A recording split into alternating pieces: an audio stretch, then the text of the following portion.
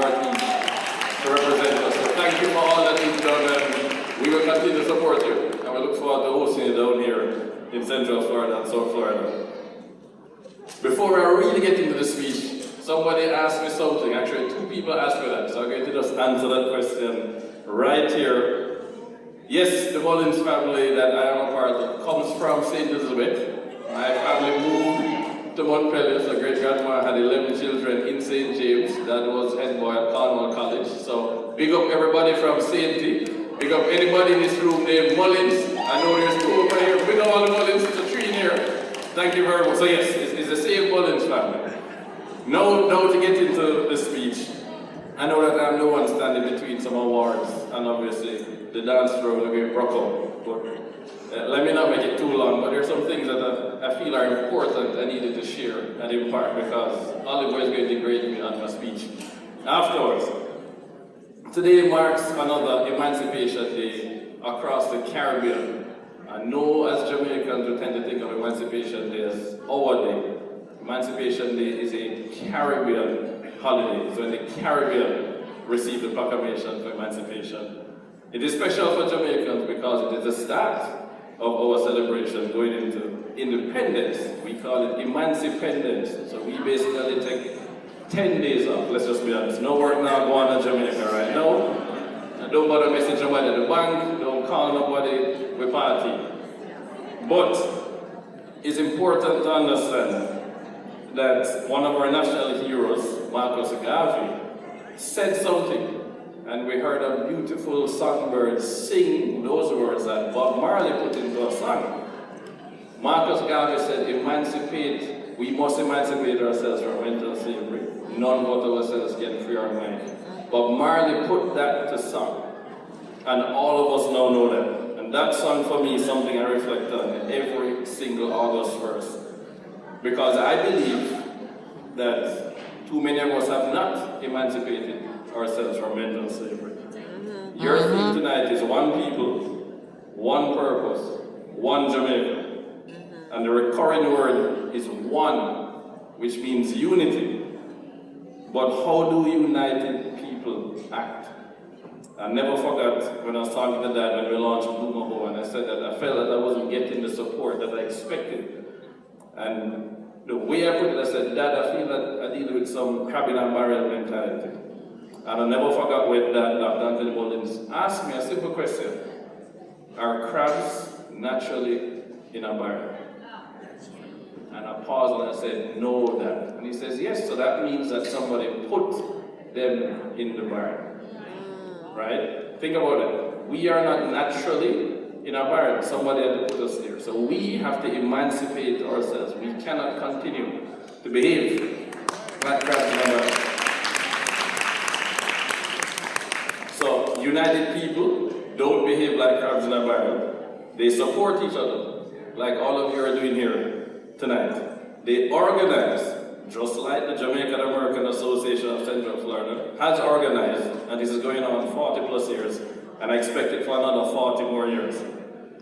Organized people, united people, pay it forward. They train future leaders to carry on their legacy. And I have to applaud this organization because I see from young all the way to young at heart in one room, and it's important that we continue that legacy. This organization is obviously going to continue on for decades to come, so round of applause to all of you as members for that work.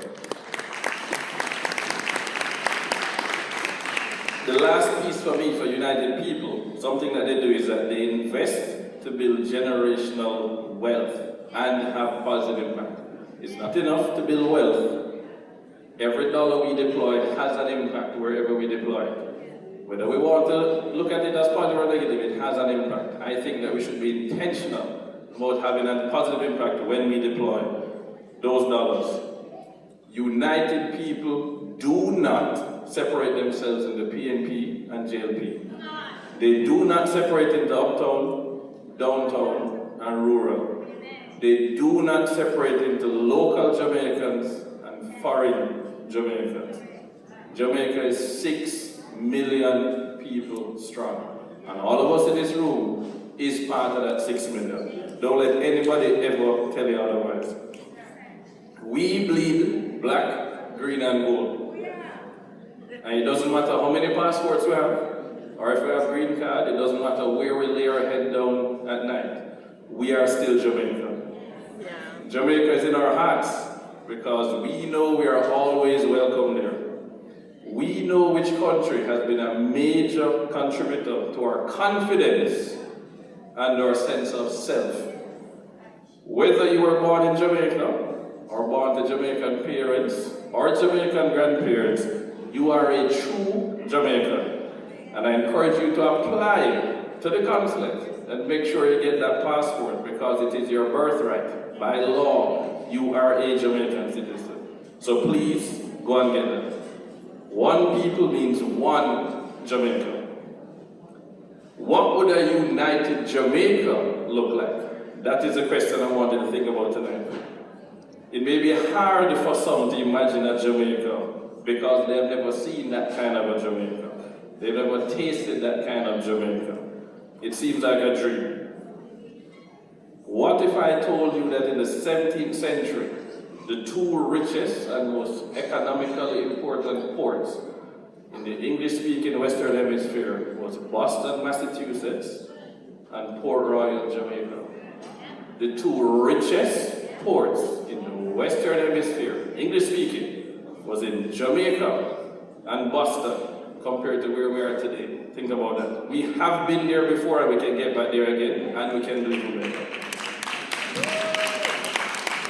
I am sure that I don't need to remind you about sugar and what Jamaica did, or bananas, or cocoa, or coffee. Ginger still going. But Jamaica exports significantly less of all of those things since independence. We are exporting 10 times less of banana, of sugar, of coffee, of cocoa. And that must change if Jamaica is going to keep changing for the better. The power of our music. We don't talk enough about investing in the creative industries. We were singing Bob Marley earlier. How many people can name the song that Germans spontaneously started singing when the Berlin Wall fell in the late 1980s? You know which song they were singing? Three Little Birds, Every Little Thing Gonna Be Alright. They were singing Bob Marley spontaneously. Who is making the money when our music plays on the radio and when it plays in locations like this? Right? I was taught to put your money where your mouth is. So last year I invested in Naomi Cowan's album, Tommy Cowan's daughter. She did an album, Paradise Plum, and this year in February it was awarded the Juno Award in Canada for Best New Reggae Recording. Did you know that Ian Fleming wrote every single one of his James Bond books in Jamaica? Aracabessa, right? We know where James Bond Beach is. He wrote every book there. There are more than 4 James Bond movies that have had scenes shot in Jamaica, including the first ever James Bond movie, Dr. No. Who is going to invest in telling our stories and bringing other stories to Jamaica to go on the global stage? I own shares in a Jamaican film company. Who else is going to invest with me in those kinds of companies to ensure that Jamaican stories get told to the world and we can bring stories to shoot in Jamaica and earn money down there? Because we know Jamaica pretty. Can anybody tell me the name of Tom Cruise's favorite beach in the whole world? And he shot 2 films there. Anybody tell me? It's a beach in Portland. My favorite beach in the whole world. Which one? Frenchman's Cove, yes. Frenchman's Cove, Tom Cruise's favorite beach. And he has said that. So the world knows how pretty Jamaica is. But guess what? I know some of you are going to say, we're losing public access to beaches. So you know what I said to that one?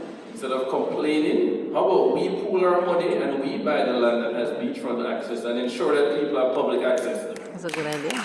That's what we should be doing. I'm going to give you an unfortunate stat. Jamaica imports more than 1.4 billion, with a B, US dollars worth of food every year. Jamaica, with so much arable land, imports 1.4 billion US dollars worth of food every year.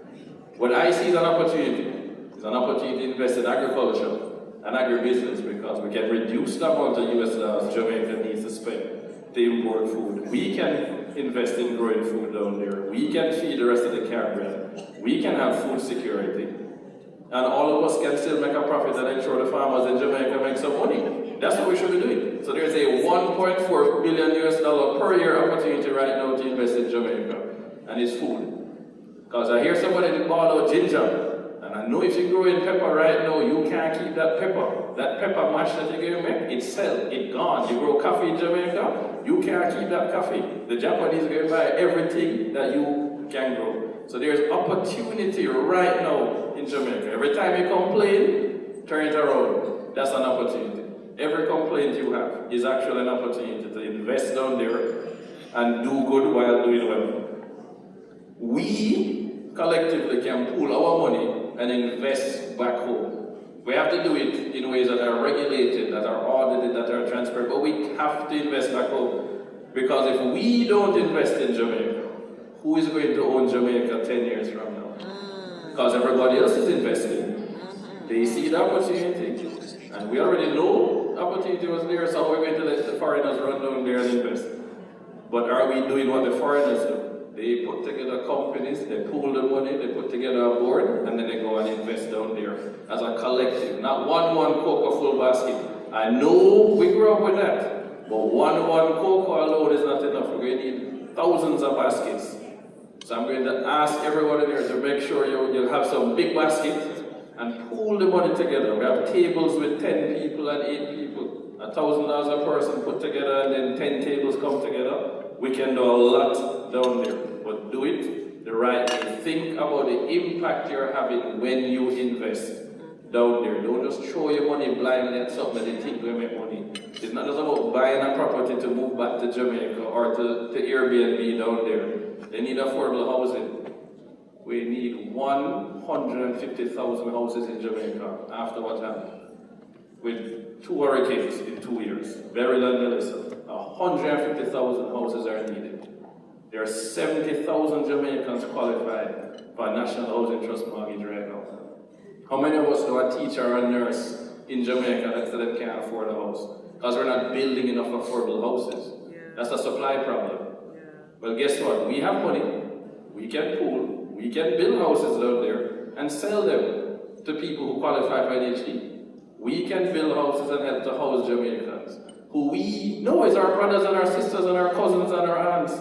It's not just about us buying houses to put on Airbnb. So I'm going to implore you again, be a part of the solution. It's not enough to just go and complain when you can be a part of the solution. $100 pooled together can make a difference. Ours is a country that punches above its weight. We all know that, right? We say we little but weight. We little but weight. Alright, now we're sounding like we actually believe it, you know, guys. We have always punched above our weight. But you think about this. A Jamaican came to the United States, tried to get people to pool money to go and invest back in Africa. It was called the Black Star Line, and his name was Marcus Garvey. There's 2 people who were really inspired by him to promote Black Americans in particular to fight against racism and prejudice. Malcolm X and Martin Luther King Jr. They were inspired by a Jamaican who came over here and was mistreated over here. They saw him as a threat. So they invented charges against him. Right? He's now a national hero. That's Marcus Garvey. When we think about Harry Belafonte, that's a Jamaican. Harry Belafonte is a Jamaican. He really was a big part of the civil rights movement. So Jamaicans have always come here and done amazing things.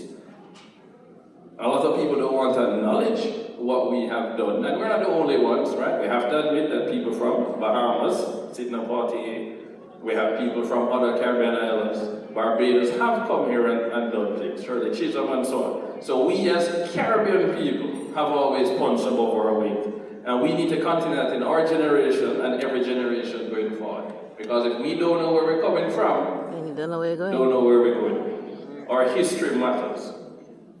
So, I want to give you a quick case study, and then I'm going to close out this one. At University of Miami, I did a case study that shocked me. They talked about Costa Rica.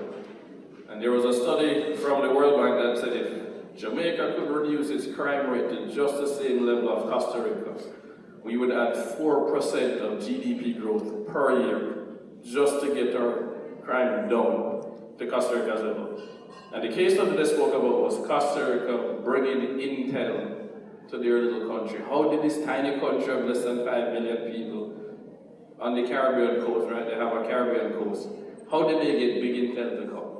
They partnered with Intel and said, what do you need to come? Intel said, we need land, we need water, and we need a trained labor force. And they partnered with Intel, and Intel said, we are going to write what you need to teach in your schools for 3 years, and we hire every single person from those schools to come and work in our factories. The thing that scared me was that the land that they gave to Intel used to be a banana plantation.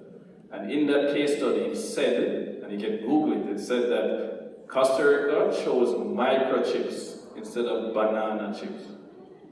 They chose microchips instead of banana chips.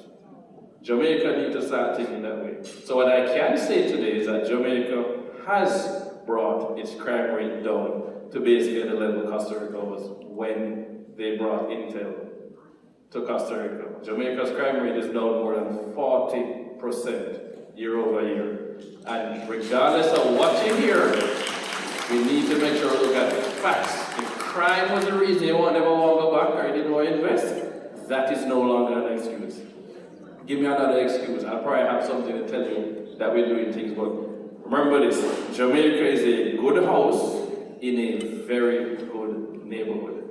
And you know where it goes. You just buy any house in a good neighborhood, it can worth more in 10 years' time. So if you don't own a piece of Jamaica today, you need to own a piece of Jamaica by December 31 this year. I'm going to implore you. So I'll leave you with an acronym because Oliver gave you an acronym, Unity. Well, I'm going to give you an acronym I heard 2 weeks ago while I was speaking in Jamaica. And this one surprised me. So we know Jamaica, JAAOCF, right? You know what it stands for? Just ask me and I can assist. Just ask me and I can assist. Jamaicans are known as the friendliest people in the world.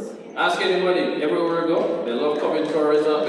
So anytime somebody asks you what Jamaica means, just remind them, just ask me and I can assist. And we need to continue to be positive ambassadors for this country that we so love, because when you open your mouth, you are an ambassador for Jamaica, whether or not you want to be one. How you behave, how you walk, how you talk, how you treat people, it doesn't just reflect on you. It doesn't just reflect on your family, it reflects on an entire nation. Keep in mind that you're an ambassador for Jamaica. So as a fellow Jamaican, I will say thank you for being great ambassadors for the land we love. Thank you for flying the black, green and gold with pride. Thank you for representing the best that Jamaica has to offer. One love, one good. One love.